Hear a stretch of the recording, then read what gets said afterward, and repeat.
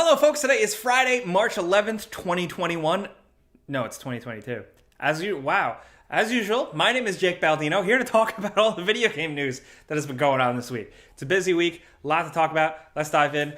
Just so you know, not looking for sympathy or anything, but like if I'm being weird or I'm a little off my game, I'm recovering from a minor surgery. I'm fine, no big deal. But if anyone's like, why is Jake being extra weird today? That's what it is. With that out of the way, let's talk about the first story involving Elden Ring, the hottest video game that has been sweeping the nation, or really the world. So in an interview with Famitsu, lead behind From Software and the Soulsborne games, Hidetaka Miyazaki went on record with a little bit of advice to newcomers because with Elden Ring having massive popularity, a lot of people are playing a From Software style Souls game for the first time. So Famitsu was like, what's your advice for first time players? And Hidetaka Miyazaki said, basically, to relax, which is kind of nice. So basically, he said to embrace death and the concept of trial and error and the repeating to figure things out and get better. That's really the name of the game here. This is not new for people who, aren't new to these games, but I do like that his response is a little bit more nuanced than just get good. Like he talks about relaxing, enjoying yourself, and trying to embrace and learn the game. He also detailed, once again, like he has in the past, the fact that this is a little bit more accessible than previous games. It's certainly not the easiest by any means, but just the way some of its open world design works out, you have a little bit more wiggle room, a little bit more freedom to really explore and learn the game at your own pace. Separately, Miyazaki did also confirm that Elden Ring is going to shape their games going forward. There is going to be influence for more of their games. If you pay attention to their previous titles, you see that. You can see one influencing the other all in certain little ways.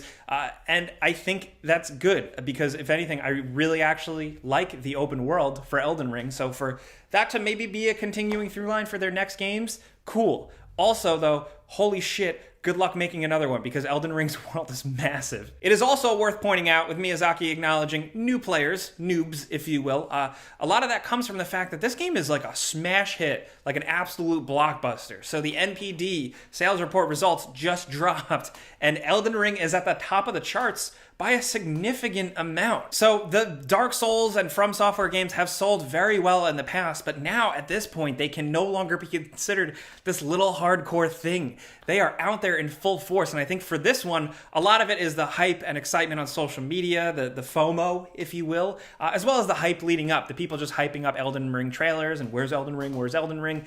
I also see a lot of people on social media getting excited, jumping into this game, and getting crushed by that first boss or that first sub-boss. A lot of people are like really thrown off by it, but it's also been nice to see people overcome and figure it out and learn. And I think even if you don't like From Software games, we can all just say, hooray video games, right? That's the whole point of this show. Let's move on. The other big thing this week was Sony's State of Play. This was like a 20-minute State of Play. They tried to set expectations saying, hey, it's going to be mostly focused on Japanese developers and some smaller updates. And that's essentially what it was. A lot of people were hoping for the announcement of Silent Hill or some crazy thing, and we have talked in the past about rumors like Sly Cooper making a return and stuff like that. I always say take that stuff with a grain of salt because you should set your expectations going in for any announcements, really. But we got a couple of things that are worth highlighting. I'm going to link the whole thing in the description down below, but the main highlights are really, we're getting a new demo. It's out now for Final Fantasy Origin, Stranger of Paradise. We also got our first gameplay look at Gundam Evolution, which is essentially Overwatch, but with Gundam, and that's kind of cool, but also weird. It's first person, so you can't see your cool robots, but hey, I'll give it a shot. Hey, next up, this episode is brought to you by our longtime sponsor, Vessi. Now, if you haven't heard about these shoes by now, pay attention, listen up. These are legit, and we've been about these sneakers for a while now. They're really good for any person in any situation because they are comfortable, but more importantly, they're 100% waterproof, which is perfect for this time of year. Now, whether you're feeling the last few surprise snowstorms of the winter or just the rainy spring season, these things got you covered. They don't quit. They're resilient because they're made using Dymatex, a dual climate knit material that keeps you cool in the summer and warm in the winter, but always dry. And it never feels like you're wearing something waterproof. They're lightweight and breathable. They're also sustainably made, and they come in a pretty big variety of sizes. Now, I've already talked about how I like to wear them in my backyard, but more recently I've realized that they're just great gifts to give people that you truly love. Like I said, they're legit, they're comfy, they're lightweight, they're waterproof, and they're my go-to shoes by my door. So if you want to check them out and get your own pair of Vessis, click the link in the description down below or go to Vessi.com. And as always, big thanks to Vessi for sponsoring our videos. Something that I was excited to see was the TMNT Cowabunga collection. This essentially is a collection of a bunch of retro Ninja Turtles games. A lot of winners, a lot of losers in there, but all pretty awesome and nostalgic. This collection is launching this year, and I believe it's $40, so that's a win, especially if you're a turtle head like me. Turtle head? Is that what you call Ninja Turtle fans? Turtle Club? Am I in the Turtle Club? I also want to highlight Giga Bash, which is like a multiplayer kaiju monster battler. That's up my alley. I like destroy all monsters and stuff like that. So another trailer to Trek to Yomi, which I should have put this on my 2022 most anticipated list because this looks sick, and this just reminded me of that. And we're getting a JoJo's Bizarre Adventure game. It's a fighting game, and it looks absolutely nuts. It's coming out this fall. The Diofield Chronicle was also announced for PS5 and PS4. Returnal is getting co-op, which is pretty sick. I think that game definitely could use something cool like that. A lot of people need to be carried through that game, so there you go. Also, we got Valkyrie Elysium. This is coming to PS4 and PS5 in 2022. We got some gameplay and stuff. It might not seem like much for you, but if you're a fan of the Valkyrie series, it's really nice that those games are having a comeback. But last but not least, can we talk about Exoprimal? My God. So this is a Capcom game, and the trailer starts playing out, and there's dinosaurs, and then there's a woman in black, in tactical gear, with red hair, short red hair.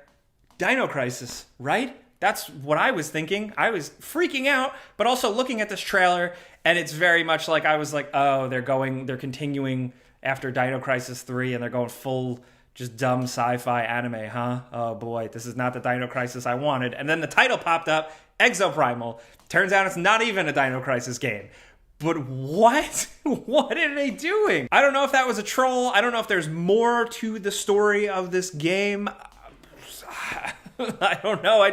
What a roller coaster of emotions I went through watching that. Next up in some updates, the original Dying Light is being updated still. I've always talked about how these games just continue to get support, and it's good to see, and I'm hoping that the same continues for Dying Light 2, but the original Dying Light is now going to be more playable on the next generation consoles. It's also getting an update on the previous gen consoles, like the Pro versions of it, so that's good for both PlayStation and Xbox. And along with that, WWE 2K22 is releasing this week. We linked the trailer, and word on the street is it's good that they took a year off and that this game is pretty great. We're jumping into it. We'll have a quick before you buy out soon, some information for you, but there you have it. And in an interesting news, some of you guys on social media asked me to talk about this. Elite Dangerous has some pretty significant updates. So the Odyssey update, the huge expansion launched on PC, it's had some issues, it's needed some things worked out, and along with that, the developers behind Elite Dangerous have announced that they are ceasing development on the console versions of the game. Other than like crucial updates, they're not working on it anymore, meaning it's not going to get that new expansion. And that's unfortunate. It seems like a lot of console players are feeling pretty burned on that. The developers say that they still just want to take their resources and make Elite Dangerous on PC to be the best thing it could ever be. And I will say, Elite Dangerous on PC is a pretty incredible thing when you boil it down, but I guess it's a result of it being a smaller developer. It's a shame, like, if you're going to commit to putting a game on a console, maybe really try and commit, but unfortunately, it seems like they just couldn't do that here. Oh, and also in Steam Deck news, you may have seen Steam Deck is now going to be capable of running Windows. It was already a thing, but Valve has just pretty quickly updated this thing with drivers supporting a lot of Windows aspects. So there's a thing. There's obviously a lot more to it. It's not as cool and easy as it sounds. I'll link the whole thing in the description down below if you're interested, if you're a weird Steam Deck nerd like me.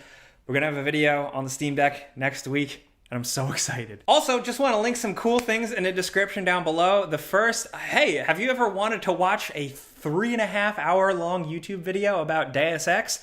I certainly have, and this video from H Bomber Guy totally freaking delivers. Here, he is at the top of his craft.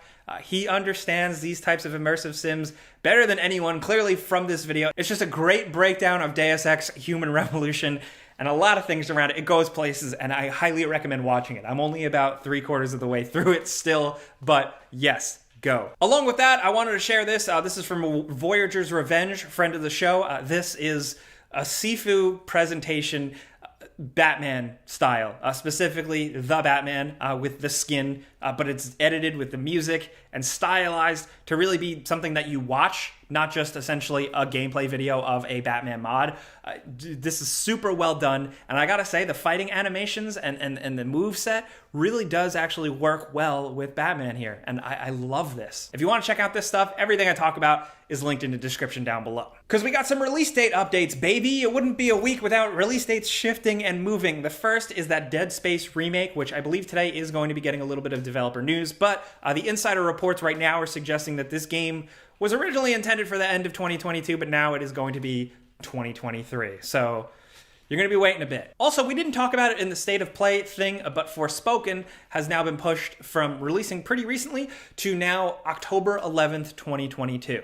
That game seems like it needs more time in the oven. I will say the trailer at the state of play was like the first trailer that really I was like, oh, okay, this seems kind of cool. But there's still a lot of questions about that one, so I'm glad that they're taking their time on it. Also, Gotham Knights now officially has a release date. It is October 25th, 2022. And from what I've seen, the developers actually seem pretty confident of this release date.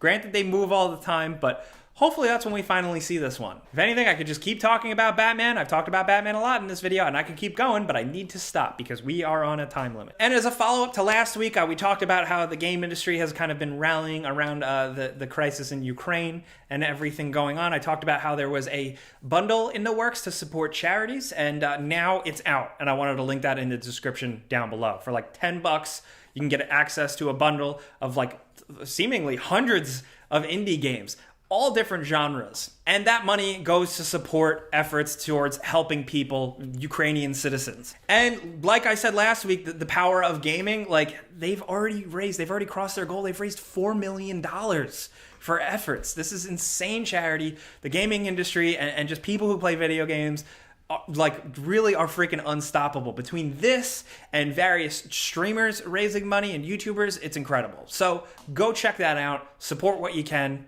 and be safe out there. We gotta go. So that's a Friday show. Really, I was gonna say that's a before you buy. You know how that goes, but I'm broken. Let us know what you think about everything going on this week. Let us know what you think of the state of play. Were you expecting a Jak and Daxter 4 announcement and you didn't get it, and now you're gonna throw your PlayStation in the trash?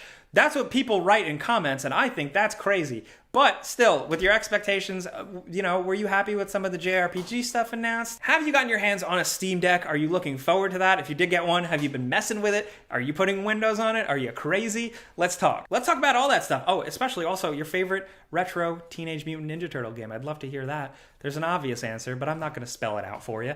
Let's talk about anything down in the comments. We want to hear from you, of course. Also, the pinned comment where you drop what you're currently playing. Please definitely consider leaving what you're currently playing for our research purposes. But we'll be down in the comments as much as possible, but things get a little crazy. So if you want to yell at me directly, of course, find me on Twitter and Instagram at Jake Baldino. But if you like this show, you like getting informed, you like hanging out with your old Uncle Grandpa Jake, clicking the like button's all you got to do. We really appreciate it. But thank you for being here. Thank you for watching. Have fun. Be safe. I'm Jake Baldino. See you guys next time. Pizza's on me.